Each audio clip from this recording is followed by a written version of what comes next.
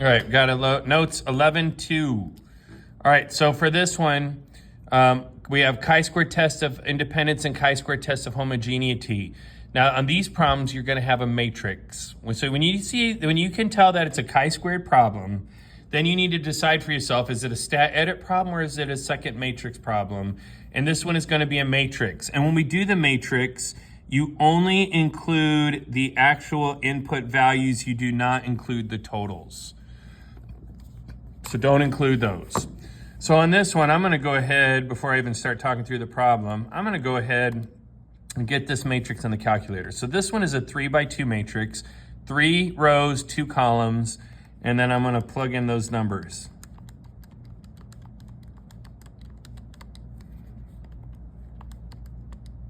Okay, I got all kinds of stuff that didn't type in, so I'm going to make sure I got everything right, and there we go.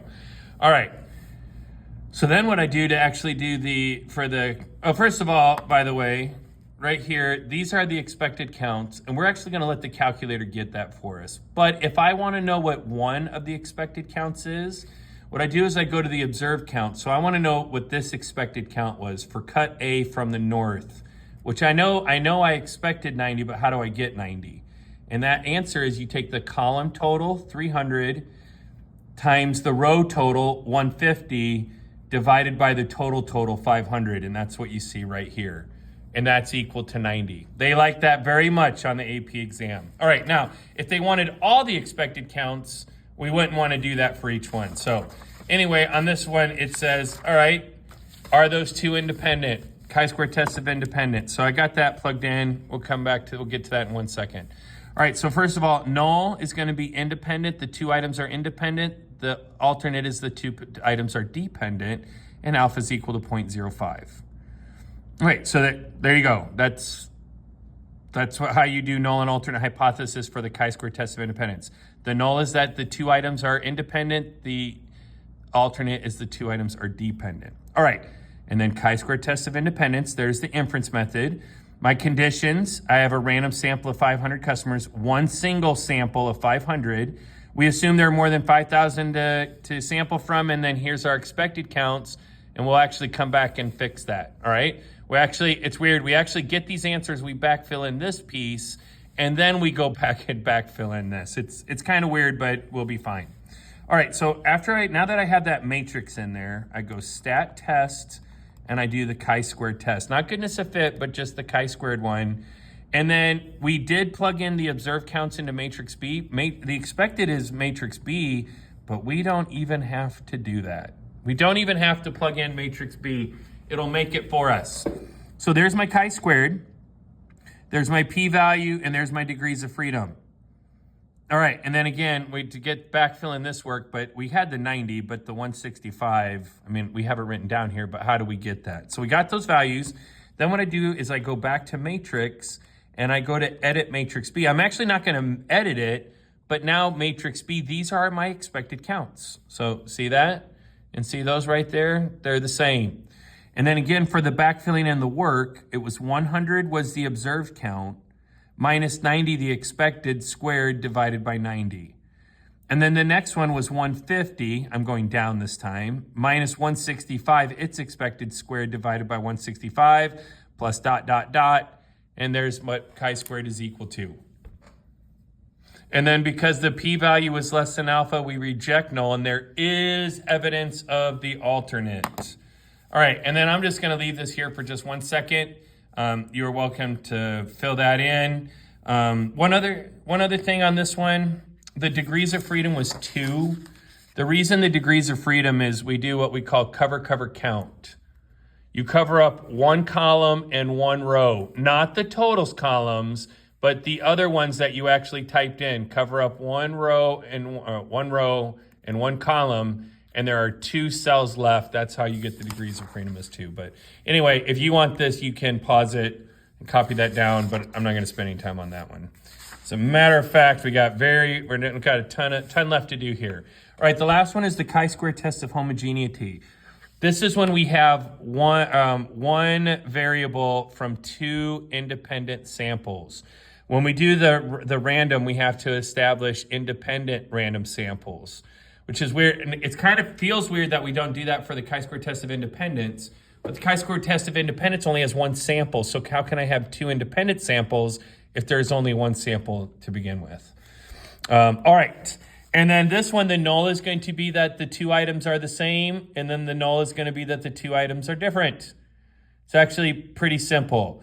Again, the null and alternates are all different, but after you get used to them, they're just not that bad. Okay, so this one is about the drinking behavior, and I always like to take a little swipe at this one, but 24 drinks a week on average is not moderate drinking. That's a lot. That's a lot. But anyway, we'll let that go. It just is what it is. And then we have the breakdown of men and women.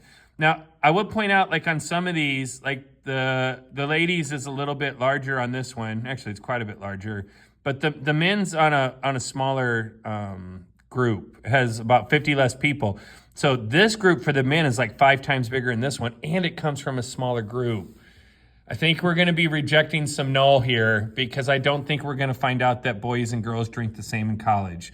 And I got to be honest with you, I don't need a data analysis for that. Boys are a little bit crazier than girls are when it comes to that. Doesn't mean they're all good, the girls, and doesn't mean the boys are all bad, but as a collective whole, I don't think it's very hard to pick up on the differences. But anyway, here we go. The null is going to be that the drinking behavior is the same for males and females. The alternate is going to be that they're different. Again, once you understand what you're going to write, these are easy. These are way easier than the last part, like when we did the muse and all that kind of stuff. All right, chi-square test for homogeneity is the name of my inference. My conditions, 2 independent random samples, more than 9,810 males and 10,360 females to sample from, or at universities. That would be university age or whatever. And then the expected counts, you got that whole list of expected counts. And we'll come back to that. And then we get these numbers. And we'll come back to this in a second. And then this p-value is essentially 0. So p-value is less than 0. We reject null. There is evidence that the drinking behavior is very different, or is different. I don't want to say very.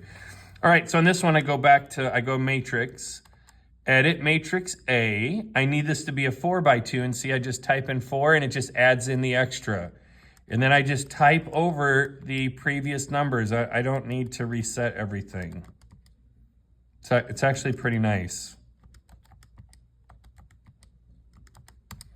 All right. So there's my numbers in from my matrix, and then I hit stat, test, chi-squared test. Now, whether it's independence or homogeneity, I use chi-squared test.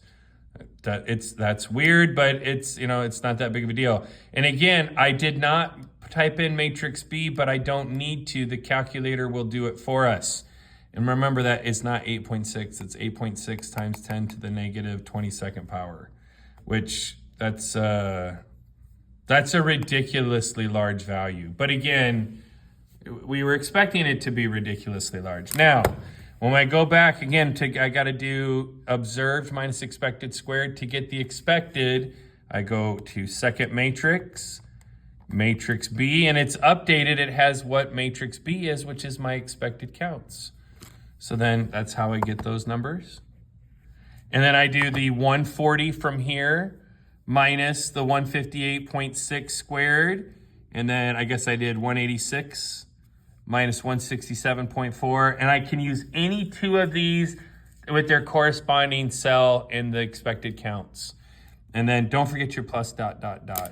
And once that p-value is that small, you can just say approximately 0. All right, the chapter 12 notes, where we're not gonna mess with that. There's very little chapter 12 that we're gonna deal with, so. Oh wait, here, I forgot. I was thinking there's one more thing. I'll just leave this again just for a second. You can pause it and copy this down. The one thing I'd like to point out is this is supposed to be the same, and it's for both of those, and same thing here.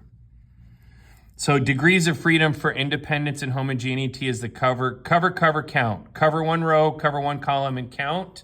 And the expected counts is row total times column total divided by total total. That's one thing for both of these boxes. And then again, this is on the formula card, so you don't really need to memorize that. But this is a nice thing to create for studying purposes. Last notes of the year, by the way. Last notes.